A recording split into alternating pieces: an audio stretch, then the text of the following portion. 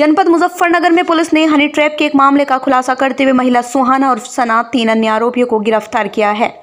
पकड़े गए आरोपियों में महिला का पति शौकीन भी शामिल है। बता दें, गौकशी के मामले में जेल गए असलम ने मुखबिरी के शक में सरफराज पुत्र यहाया निवासी शहीद चौक खलापार को फंसाने की साजिश रची थी। इसके लिए उसने शौकीन और उसकी पत्नी सुहाना से 3 लाख रुपए में सौदा तय किया।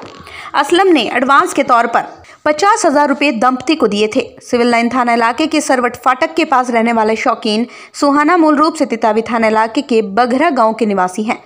16 नवंबर की घटना को अंजाम देने के बाद शौकीन ने 17 नवंबर को खलापार थाने में मुकदमा दर्ज कराया। जांच के दौरान पुलिस को दंपति के मोबाइल से कई महत्वपूर्ण सबूत मिले, जिनमें उनकी कॉल रिकॉर्डिंग्स, आपसी वार्ता शामिल है। घटना के समय शौकीन अपनी पत्नी सुहाना को मोबाइल पर निर्देश दे रहा था। जांच में कॉल रिकॉर्डिंग, सीसीटीवी फुटेज, अन्य सबूतों से इस फरेबी दंपति की पोल खुल गई। पुलिस ने पुष्टि की कि यह दंपति पहले भी भोले भाले लोगों को इसी तरह का शिकार बना चुका है। पुलिस ने इस मामले में मुकदमा दर्ज कर सुहाना, शौकीन, अन्य आरोपियों को जेल भेज दिया है। एसपी सिटी सत्यनारायण प्रजापति ने पुलिस लाइन सभागार में आयोजित प्रेस कॉन्फ्रेंस में पूरे मामले की जानकारी दी। जनपद मुजफ्फरनगर से लोक शासक टाइम्स के लिए राव एहसान की रिपोर्ट। और हमारे YouTube चैनल को सब्सक्राइब और Facebook पेज को लाइक और फॉलो जरूर करें। दिनांक 17 नवंबर को थाना खालापार पुलिस को एक महिला द्वारा बलात्कार के संबंध में सूचना दी गई। पुलिस ने वादिया मुकदमा से बात की और निरीक्षण घटनास्थल किया। इसके बाद जो वादिया द्वारा तहरीर दी गई, उस तहरीर के आधार पर थाना खालापार पे सुसंगत धाराओं में मुकदमा पंजीकृत किया गया। जो बलात्कार की नई धारा है, उसके तहत मुकदमा पंजीकृत किया गया। इसके उपरांत पुलिस ने जब वादिया से बात की, जो उसके द्वारा नैरेटिव बताया गया, जो वर्जन बताया गया, उस नैरेटिव को वेरीफाई करने के लिए जब एविडेंस कलेक्ट करना शुरू किए, तो पुलिस को इसमें डाउट हुआ कि ये घटनाक्रम जो बताया जा रहा है वैसा ना होके और इसमें कुछ और सच्चाई है।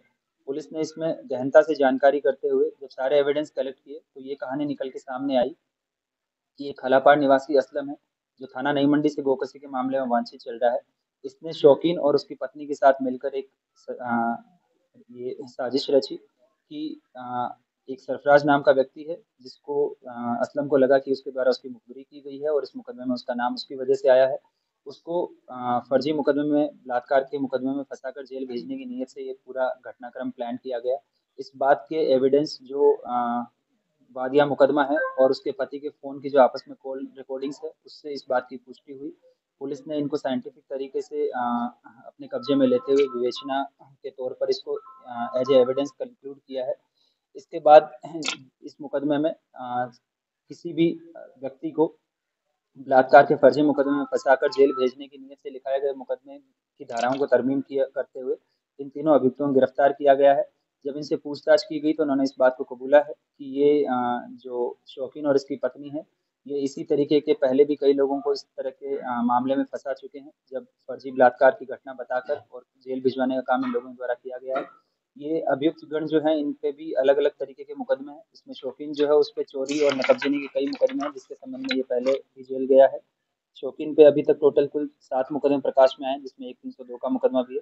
इसके अलावा असलम, जो नई मंडी से गोकशी के मामले में वांछित चल रहा है, उस पे भी पहले सन 2018 में थाना सिविल लाइन से गोकशी के मामले में जेल गया था। इसकी पत्नी जो है, ये पहली बार किसी मुकदमे में पकड़ी गई है। ये तीनों व्यक्तियों द्वारा एक गिरोह बनाकर और जो भोले भाले लोग होते हैं, उनको जेल भिजवाने की नीयत से फर्जी मुकदमे लिखवाए जाने का ये जो पूरा प्रकरण है, इसका थाना खालापार पुलिस द्वारा सीओ सिटी के नेतृत्व में गहनता से पर्यवेक्षण करते हुए और उसमें एक-एक एविडेंस को साइंटिफिकली कलेक्ट करते हुए ये इस पूरे मुकदमे को तरमीम किया है और इस गिरोह को गिरफ्तार कर माननीय न्यायालय के समक्ष प्रस्तुत किया जा रहा है। और डील भी हुई थी सर? इसमें असलम द्वारा बताया गया है कि अगर इनका पूरा प्लान सक्सेसफुल हो जाता तो इसके एवज में इनको 3 लाख रुपए दिए जाने थे, जिसके संबंध में कुछ पेशगी के तौर पे इनको रकम दी गई। इसके अलावा जो महिला है, इसके पास में 3 अलग-अलग नाम से आधार कार्ड बरामद हुए।